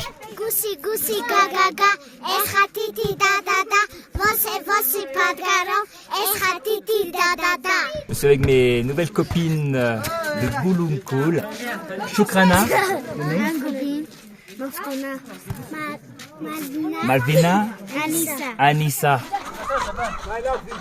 Je suis avec Shilembek, Nazar et Taylor. On est en train de regarder le match de volley ensemble. Shilembek me montre un loup qu'il a tué. Wow. Pas peu fier de sa prise.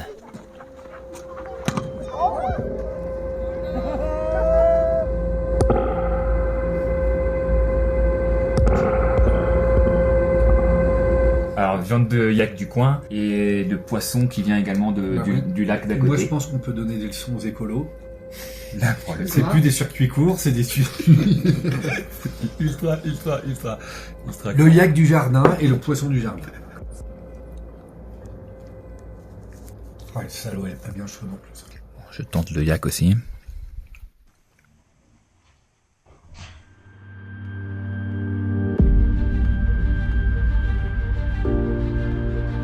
Cinquième et dernier jour du road trip.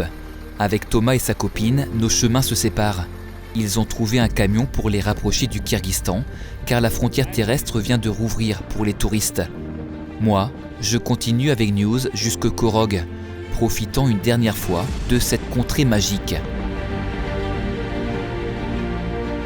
À Korog, je vais passer la dernière nuit chez News, en compagnie de sa famille. Un ultime moment de partage avec les Pamiris, si chaleureux. L'aventure dans le Pamir prend fin, mais l'Asie centrale n'a pas encore montré tous ses trésors.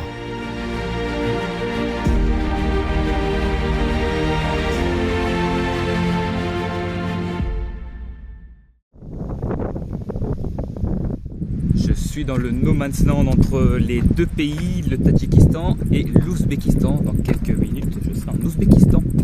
Aucun nom n'évoque mieux la route de la soie que Samarcande, cité légendaire qui me plonge dans un conte des 1001 nuits. Samarcande se situait au carrefour des routes de la Chine, de l'Inde et de la Perse, attirant bon nombre d'artisans et de négociants. Rasée par Gengis Khan, la ville renaît sous le règne de Tamerlan. Le conquérant turco-mongol en fait la capitale de son empire en 1370. La place du Régistan, avec ses 3 imposantes madrasas, est le plus somptueux exemple de l'architecture timouride. Ensemble monumental aux coupoles bleu turquoise, la couleur préférée de Tamerlan, flanqué de minarets et de carreaux polychromes. Je pénètre au cœur de la madrasa Ulugh-Beg, la plus ancienne des 3 madrasas du Régistan. Elle fut achevée en 1420. À l'intérieur, c'est une véritable caverne d'Ali Baba.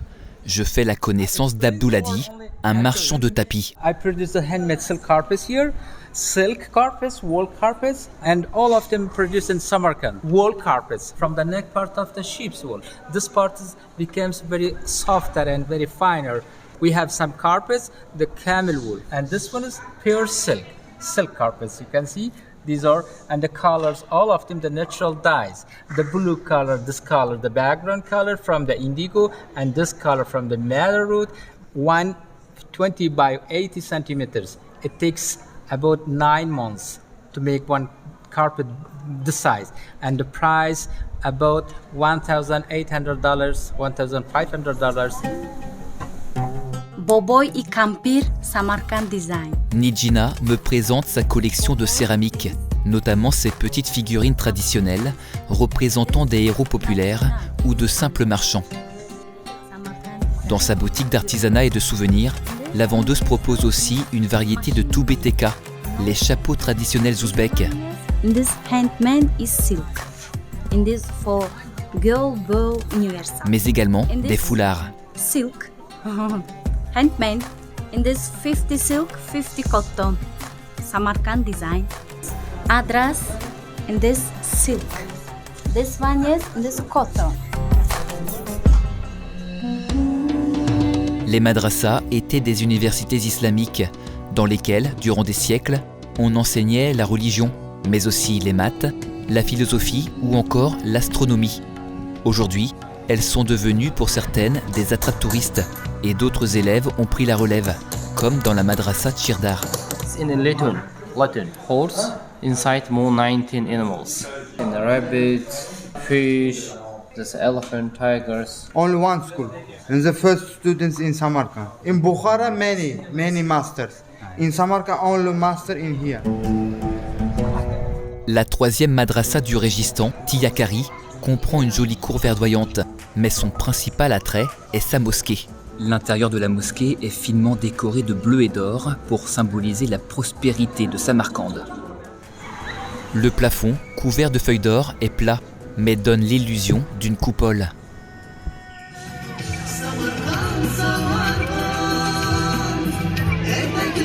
À la nuit tombée, le show se poursuit et le Régistan se pare de 1001 couleurs.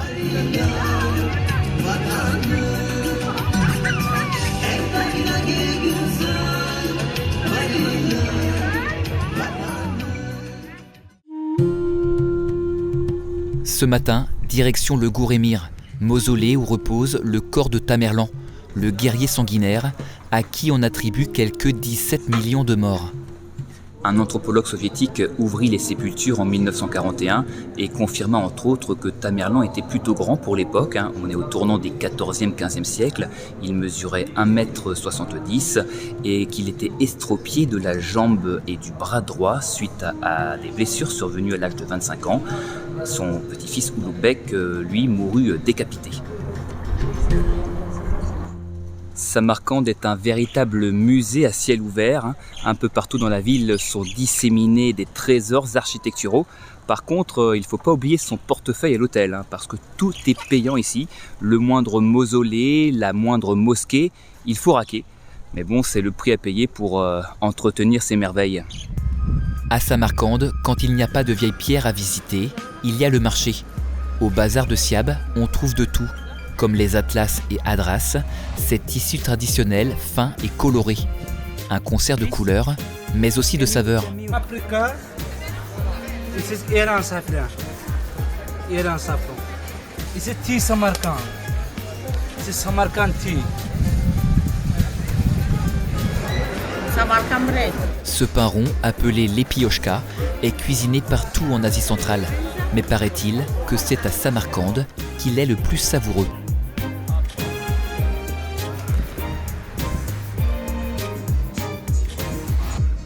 Petite pause déjeuner, je déguste un délicieux plov. C'est un plat à base de riz avec des légumes et de la viande. C'est très très bon, c'est vraiment une spécialité de l'Asie centrale. Samarcande n'a pas fini de me conter son histoire. À 2 pas de là, la mosquée Bibi Ranoum donne le vertige. Bienvenue dans la démesure. Elle fut en son temps la plus grande mosquée du monde musulman. La coupole de la mosquée principale atteint les 41 mètres de haut et le pitchtak, le portail d'entrée, 38 mètres. C'est gigantesque. La mosquée fut financée grâce au butin de Tamerlan, aussi connu sous le nom de Timour. D'après la légende, Bibi Ranoum, l'épouse chinoise de Timour, ordonna la construction de la mosquée pendant une campagne de son époux pour lui en faire la surprise à son retour. L'architecte, qui tomba fou amoureux d'elle, n'accepta de terminer le travail qu'à condition qu'elle lui accorde un baiser. Timour, qui eut vent de ce chantage, fit exécuter l'architecte et décréta que désormais les femmes devraient porter le voile pour ne pas tenter les hommes. À quelques encablures, sur les pentes de l'Afrasiab, la nécropole Shahizinda renferme une dizaine de mausolées. Je suis dans le mausolée de Shadimulk Aka, où reposent une sœur et une nièce de Timour. C'est sans conteste l'un des plus beaux tombeaux de Shahizinda, de par la qualité des carreaux en terre cuite et majolique. Shahizinda, littéralement le roi vivant, est un site émouvant, vieux de 7 siècles, où repose Koussam ibn Abbas, un cousin du prophète Mahomet, qui aurait introduit l'islam dans la région. Je quitte la perle de l'Orient. Je prends le train et traverse les 450 km de désert rouge du Kizilkoum pour rejoindre Boukhara.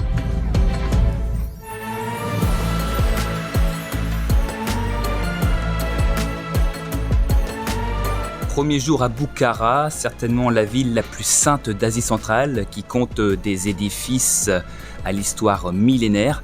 Ici vécurent des personnalités telles que le philosophe et homme de science Avicenne et les poètes Ferdowsi et Roudaki, figures majeures du monde perse musulman. Ma visite commence sur la place Liabir Haoz, ombragée de mûriers centenaires. Sur le côté se trouve la madrasa Nadir d'Ivan Begui. À l'origine, l'édifice était un caravansérail, autrement dit une auberge pour les caravanes qui empruntaient la route de la soie. Les Boukariotes convertirent l'endroit en madrasa en 1622. La plupart des cellules de la madrasa sont aujourd'hui des étals de souvenirs. Tous les jours, Goula tient son stand d'étoffes en tout genre. 100% manuel, regardez.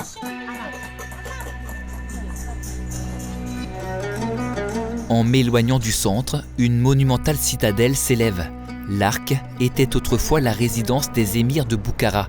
Elle fut habitée du 5e siècle jusqu'à son bombardement par l'armée rouge en 1920.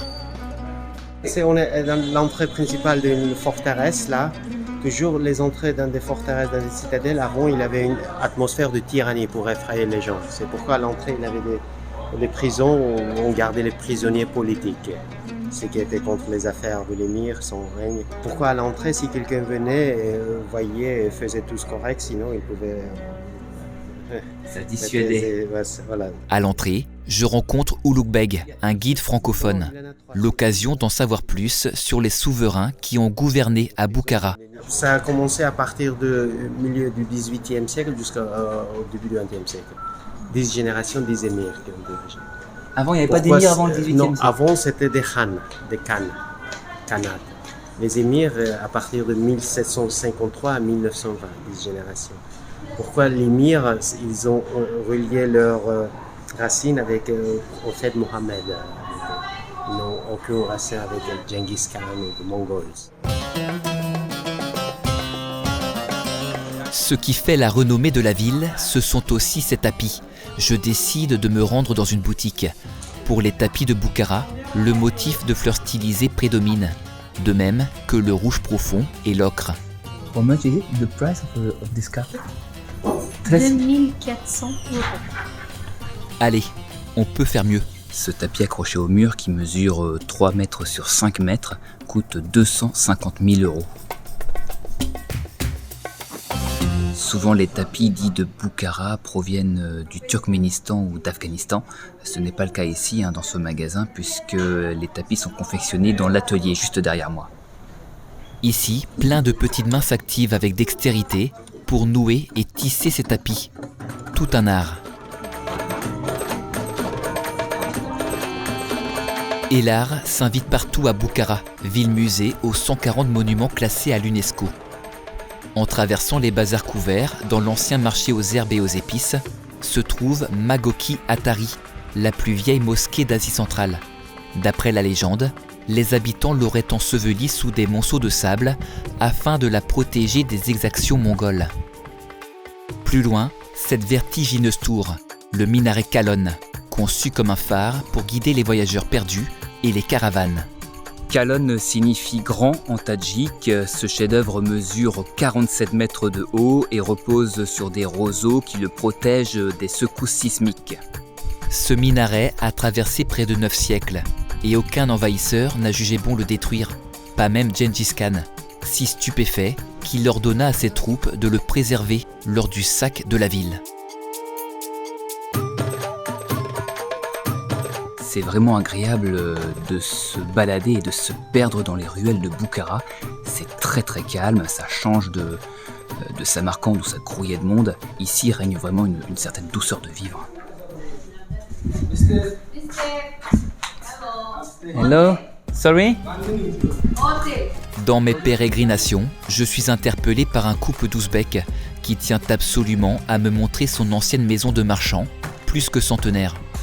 My big father room, 300 years. Ok. Bye bye. Bye bye. C'est aussi ça le voyage, des rencontres fortuites. La fin de journée approche. Pour apprécier le coucher de soleil, je monte sur les toits. Je ressens alors pleinement l'atmosphère de Bukhara.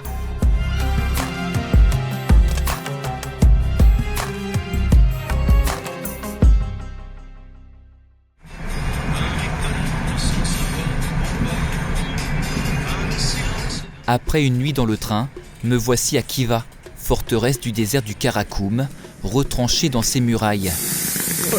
How was your night? Je retrouve Dara, un touriste iranien rencontré dans mon auberge de Bukhara. Nous allons explorer ensemble cette cité caravanière de la route de la soie, bâtie en 2 parties. Dichan Kala, la ville extérieure, et Ichan Kala, la ville fortifiée. On rentre dans la forteresse par la principale porte, Ata Darvotsa. Salam. Salam alaikum, wa alaikum assalam. À l'entrée, un vendeur expose ses chapeaux en fourrure de mouton. This is modern and traditional, this kind of hats. This is a... What is the name of this? Chogurma. Yeah, something like this. At the moment, you can feel the so hot in your head. Actually, we have hair, but it makes the 2 times more hotter. After 5 minutes, you can look its cool hair. L'Ouzbékistan est aussi connu pour ses marionnettes traditionnelles et ses couteaux pitchok à la lame finement aiguisée. Jadis réputé pour son marché aux esclaves, Khiva est aujourd'hui un musée à ciel ouvert, avec ses monuments en adobe, mélange d'argile, d'eau et de paille, qui durcit au soleil. Pour mieux en apprécier sa magnificence, nous grimpons au sommet de la Kourna Ark, ancienne résidence des seigneurs de Khiva, bâtie au XIIe siècle. The best view of the Khivas right now you're in is so good feeling that we are living the history right now. De là-haut, un édifice trapu attire notre regard. C'est le minaret Kaltaminor, couvert de faïence turquoise. Sa construction, entamée sous le règne de Mohamed Amin Khan, ne sera jamais achevée. L'édification fut stoppée par la mort brutale du Khan en 1855. À Khiva, nous faisons un véritable voyage dans le temps. Au XVe siècle, dans ce mausolée où repose pour l'éternité Pahlavan Mahmoud, poète et lutteur légendaire, devenu le saint patron de la ville. The Pahlavan Mahmoud is so famous in Iran that we call him as a Puriyai Wali. As a Pahlavan means someone who can understand and help to each other as a real man. Dans l'obscurité de la mosquée de Juma, 218 colonnes en bois supportent son toit. Nous plongeons au XVIIIe siècle, puis au XIXe siècle dans le palais Toshovli. Oh my gosh, look at that. Orné de carreaux de céramique et de colonnes de bois sculptées, le palais a été commandé par Ala-Kuli Khan, surnommé le grand bâtisseur. Ala-Kuli était un homme pressé et exigeant. Il fit exécuter l'architecte qui n'avait pas pu finir les travaux en 2 ans. This is harem. 4 official wives, 40 concubines, 1 king, king's bedroom.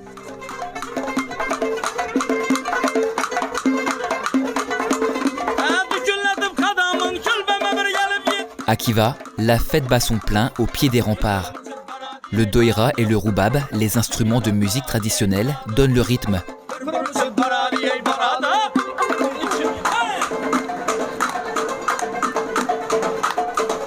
Ce week-end, c'est le festival du melon, un rendez-vous annuel où les producteurs de la région présentent leurs variétés, dans une ambiance animée. This is hot now, that's why we want to keep the cold.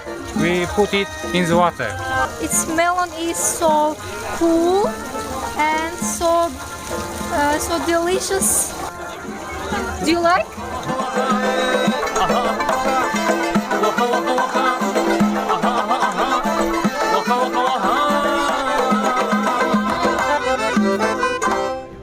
La nuit tombe sur Khiva, ville éternelle.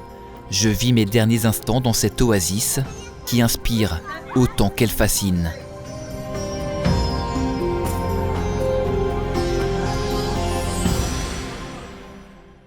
Aujourd'hui, je quitte Khiva. Je ne sais pas trop où je vais aller. Je vais dans un premier temps prendre une marche-route-K pour me rendre à Urgench. Puis ensuite, je verrai ce que je vais faire, si je poursuis vers Nukus ou pas. Arrivé à Urgench, un taxi me conduit finalement dans le désert du Kizilkoum. Sur le site d'Elikala se dressent les ruines de dizaines de forteresses. Je fais un premier arrêt à Toprakkala. Cette citadelle fut le temple principal des rois du Kharezm qui régnèrent sur la région au 3e et 4e siècle. Un petit peu de fraîcheur, ça fait pas de mal. Dehors il fait plus de 40 degrés.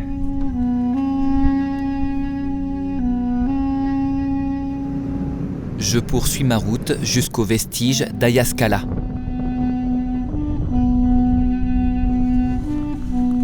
Je suis au beau milieu du désert de Kizilkoum. Et c'est le cas de le dire, parce que c'est vraiment désertique ici. La citadelle d'Ayaskala est en réalité un ensemble de 3 forts qui connut son apogée au 6e, 7e siècle.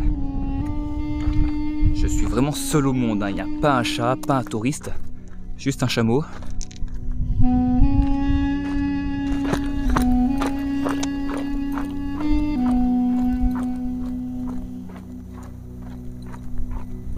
Une Chevrolet, encore des Chevrolets, Chevrolet, Chevrolet.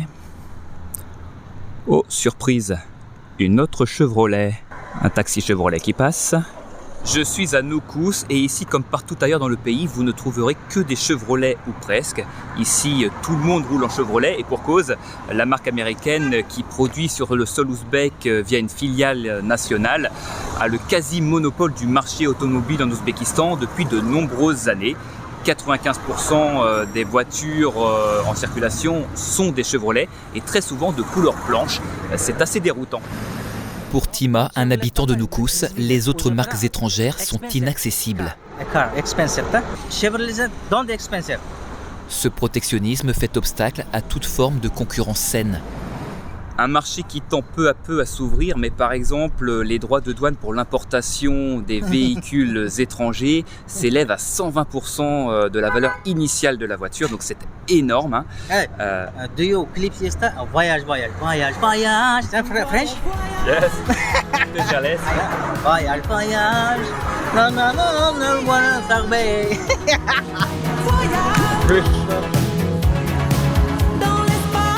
Bon, je ne suis pas venu à Noukous pour causer variété française. L'unique attrait de cette ville réside dans son musée Savitsky. Surnommé le Louvre des steppes, il propose une collection de 90 000 pièces, dont 15 000 peintures. Le musée rassemble des œuvres d'artistes russes de la période d'avant-garde, entre 1918 et 1935, emmenés loin de Moscou par le conservateur Igor Savitsky, ce qui permit d'éviter leur destruction voulue par Staline dans le cadre du réalisme socialiste soviétique. Sous l'URSS, la plupart des artistes étaient opprimés. Collectionneur compulsif, Savitsky achetait des œuvres cachées dans des greniers ou sur le point d'être jetées pour échapper à la répression, et les acheminait en train jusque Noukous, dans le plus grand secret. La collection du musée est encore largement confidentielle. À peine 3% des œuvres auraient été dévoilées, le reste étant conservé dans les archives.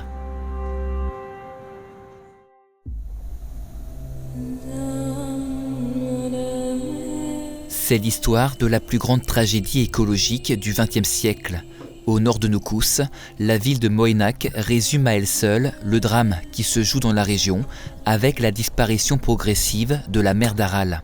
C'est difficile de se l'imaginer, mais ici où je marche, dans ce qui est devenu un désert de sable, eh bien, il y avait la mer avant ici. Autrefois l'un des deux ports de pêche majeurs de l'Aral, Moynak est désormais à 200 km de l'eau. Ce qui reste de sa flotte de pêche rouille sur le sable. Ce port contribua à la lutte contre la famine russe dans les années 1920. Il est aujourd'hui devenu le symbole de la catastrophe environnementale que subit la région depuis le début du retrait de la mer d'Aral. La mer s'est asséchée car les fleuves Amou Daria et Sir Daria qui l'alimentaient ont été détournés par les soviétiques pour irriguer les cultures de coton. Je me suis fait un nouvel ami dans le désert. Dans cette région, les vents balayent une poussière rendue toxique par des années d'exploitation industrielle et l'utilisation de pesticides, contaminant la population. Les cancers et les maladies pulmonaires sont en constante augmentation et le taux de mortalité infantile est l'un des plus élevés au monde. La faute à l'inconscience des hommes.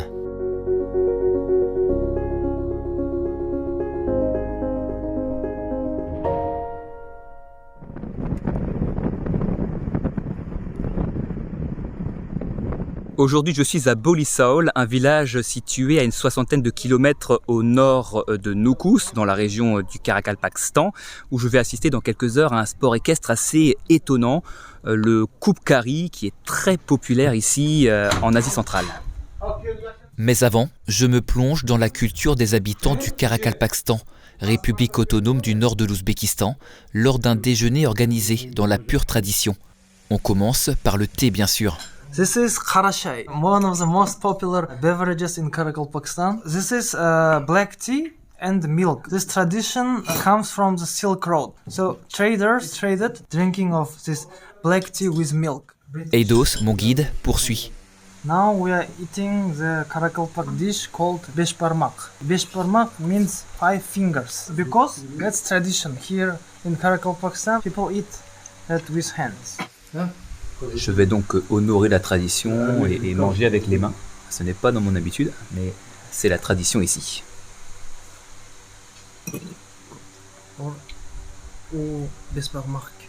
In Karakalpak tradition, the best part of the meat is given to the guest. You are our guest, so this is for you.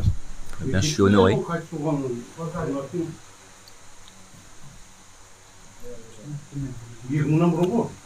Good. À la fin du repas, la coutume veut qu'au moment de rendre le plat, l'invité ait une marque d'attention pour la cuisinière. Ahmed, I wish you the best. Be happy in your life. Une prière est également citée, notamment pour manifester sa gratitude à l'égard des femmes qui ont cuisiné. Après cette parenthèse gustative, place au Koupkari, connu sous le nom de Kokpar dans la région. Une partie est organisée aujourd'hui, car c'est la fête dans le village. In Bolos Aul today, a boy called Nurlan, he has a sunnet toy. Their penis is cut. It means the boy became mature. Une cérémonie obligatoire chez les musulmans lorsqu'ils ont entre 3 et 9 ans. Je retrouve ce jeune garçon paré de la tenue traditionnelle. Karakalpakstan, ça signifie le pays du chapeau noir. Pourquoi ? Parce que ici, les gens portaient un chapeau noir, comme celui du petit garçon qui est à côté de moi. Là. On se rend ensuite sur le champ de bataille dans la steppe, où vont s'affronter les Kokparchis.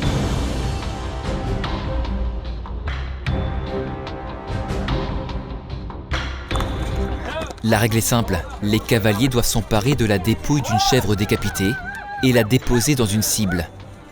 Players should bring here the gold, and this middle of the circle is right here where you see the bottle. Les hostilités vont bientôt commencer.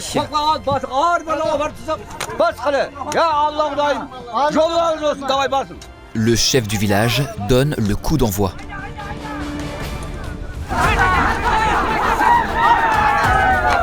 Au milieu d'un amas de poussière, une horde de cavaliers déferle. Tous s'arrachent la chèvre dans une mêlée indescriptible où les coups de cravache pleuvent. Ce sont vraiment des gladiateurs, les gars. Hein. Ça bataille dans tous les sens, c'est la vraie bagarre, c'est très vif. Héritage des anciens nomades de la région, ce sport équestre pour le moins brutal se pratique en Asie centrale depuis 2000 ans. Kadir Bey, agriculteur et organisateur de parties de Kokpar, raconte.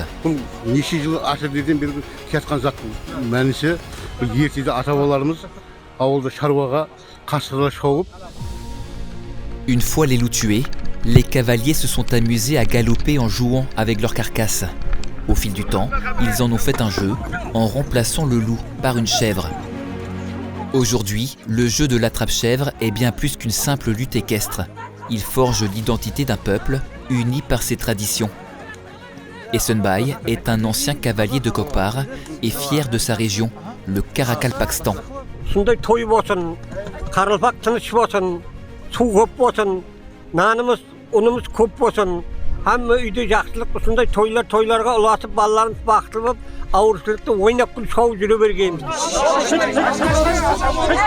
Un cheval vient de tomber, vient de se blesser, il est au sol. J'ai jamais vu un sport aussi fou que celui-ci. Hein. La pauvre bête, elle a morflé. Hein. Les gagnants remportent des chèvres. Je suis avec l'un des vainqueurs de la compétition, il a gagné une chèvre. What is your feeling? Ce cavalier a terminé 4e et repart avec un tapis.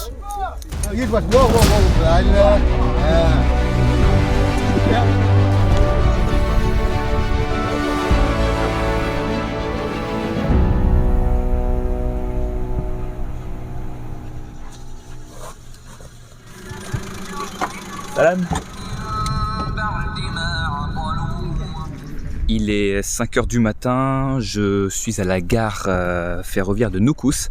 Aujourd'hui, je quitte l'Ouzbékistan. Je retourne au Kazakhstan pour les derniers jours de mon périple en Asie centrale.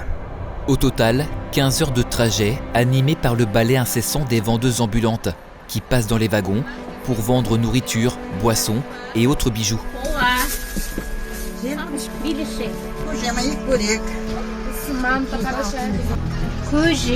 Et puis, nous faisons un arrêt au poste frontière pour la vérification des passeports. C'est très long.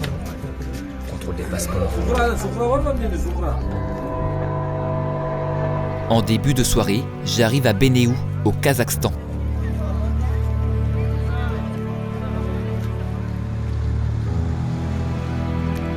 Je suis dans un hôtel très austère, très froid, à la rigueur soviétique. Allez, bonne nuit.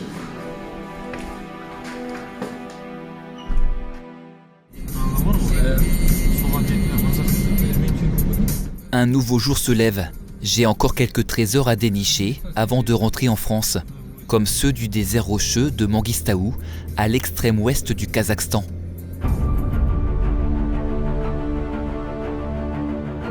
Pendant 2 jours, je vais traverser l'une des régions les plus isolées d'Asie centrale. Un endroit encore globalement méconnu, accessible uniquement avec un bon 4x4 et un chauffeur aguerri. Avec Yeldos, mon pilote, nous nous lançons d'abord sur les pistes désertiques et chaotiques des gorges de Kizilkup, surnommées le tiramisu. On comprend aisément pourquoi à la vue de ces couches de grès multicolores. Le décor est vraiment féerique ici.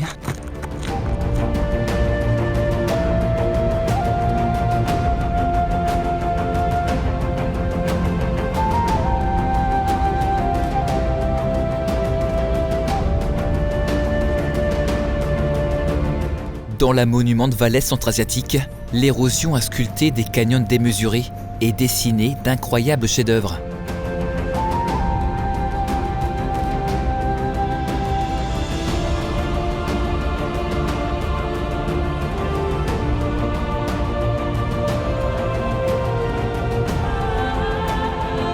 Le tableau suivant me transporte avec les pics ciselés de Bosgira qui jaillissent au milieu d'un décor désolé.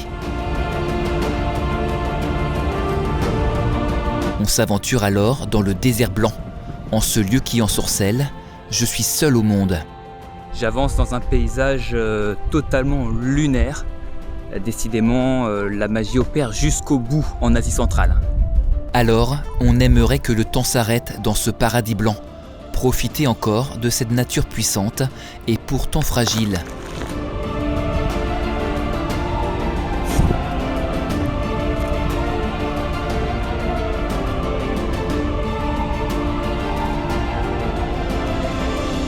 Avec Yeldos et son frère, nous passerons la nuit dans ce cadre irréel, coupé de toute civilisation.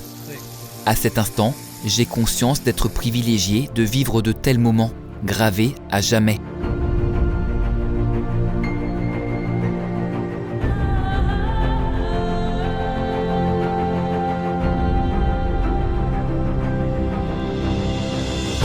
Ce matin, la douce lumière du soleil inonde les rochers.